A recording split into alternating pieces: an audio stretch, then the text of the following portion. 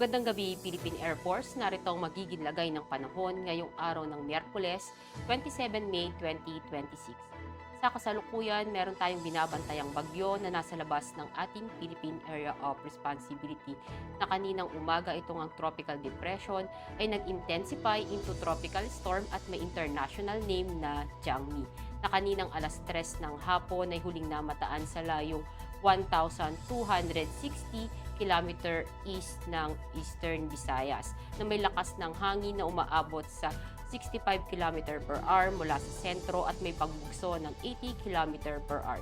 Kumikilos ito pa northwestward sa bilis na 20 km per hour. Ang nasabing bagyo ay wala namang direktang epekto sa ating bansa, pero ang trap nito na itong tropical storm Jiangmi, asahan natin magdadala ito ng mga maulap na kalangitan na may mga kalat-kalat na pag-ulan, pagpulog at pagkidlat dito sa may Davao Occidental at Davao Oriental. At yung southwesterly wind flow naman ang magdadala din ng mga maulap na kalangitan na may mga kalat-kalat na pag-ulan, pagpulog at pagkidlat dito sa may Zamboanga Peninsula, sa may Bar MM, sa may Lanao del Norte, sa may Misamis Occidental, dito po sa may Sultan Kudarat, sa may Sarangani, maging dito sa Palawan. At para naman sa magiging track nitong si Tropical Storm Jiangmi, asahan natin ito po ay kikilos pa northwestward pa rin po. At kung hindi magbabago po ang bilis nito o yung kilos nito, inaasahan pa rin po natin itong mag-i-intensify in severe tropical storm bago pumasok ng ating Philippine Area of Responsibility bukas ng gabi o madaling araw ng Biyernes. At babaybay po nito yung Philippine Sea, asahan din po natin mag-intensify pa ito ulit in typhoon category sa darating na Sabado. At sa ngayon naman po, mababa naman po ito ang tsansa na ito ay maglalandfall sa ating bansa. Pero dahil sa bagyong ito, asahan po natin i-enhance nito ang habagat na magdadala ng mga maulap na kalangitan na may mga kalat-kalat na pag-ulan sa ibang bahagi ng ating bansa. At para naman sa magiging lagay ng panahon para bukas, asahan pa rin natin dito sa Palawan yung maulap na kalangitan, may mga kalat-kalat na pag-ulan, pagkulog at pagkidlat. At ibang nalalabing bahagi naman ng Luzon, maging dito sa Visayas, asahan naman natin yung bahagyang maulap hanggang maulap na kalangitan na may mga pulupulong pag-ulan, pagkulog at pagkidlat. Sa Mindanao naman, asahan naman natin particular dito sa may Zamboanga, sa may Davao, sa may Sanga-Sanga, yung maulap na kalangitan na may mga kalat-kalat na pag-ulan, pagkulog at pagkidlat. At ibang nalalabing bahagi naman ng Mindanao, asahan naman natin yung bahagyang maulap hanggang maulap na kalangitan na may mga pulupulong pag-ulan, pagkulog at pagkidlat.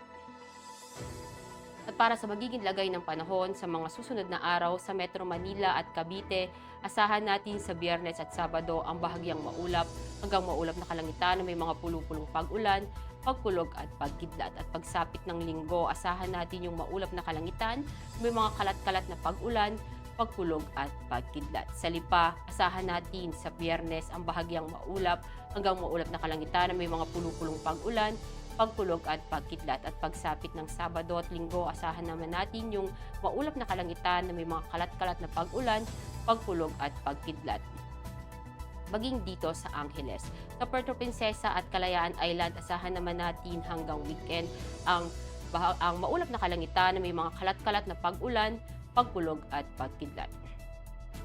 Dito sa Mactan, asahan natin sa Biyernes at Sabado yung bahagyang maulap hanggang maulap na kalangitan na may mga pulupulong pag-ulan, pagkulog at pagkidlat. At pagsapit ng Linggo, yung maulap na kalangitan na may mga kalat-kalat na pag-ulan, pagkulog at pagkidlat. Sa Zamboanga, asahan natin hanggang weekend ang maulap na kalangitan na may mga kalat-kalat na pag-ulan, pagkulog at pagkidlat. Sa Davao, asahan natin sa Biyernes hanggang Sabado ang bahagyang maulap hanggang maulap na kalangitan na may mga pulupulong pag-ulan, pagkulog at pagkidlat. At pagsapit ng Linggo, yung maulap na kalangitan na may mga kalat-kalat na pag-ulan, pagkulog at pagkidlat.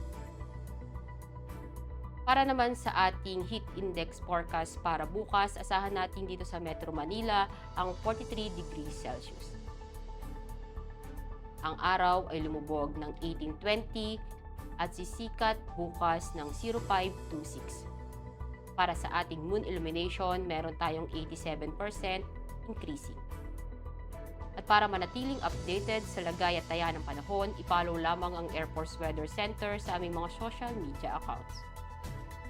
At yan lamang po ang latest update natin sa weather sa ngalan ng aming commanding officer si Colonel Alvin John Q. Gador, PAP GSC. Ako si Staff Sergeant Ashley F. de Maculangan, Philippine Air Force, weather broadcaster ng Air Force Weather Center. Muli, magandang gabi, Philippine Air Force.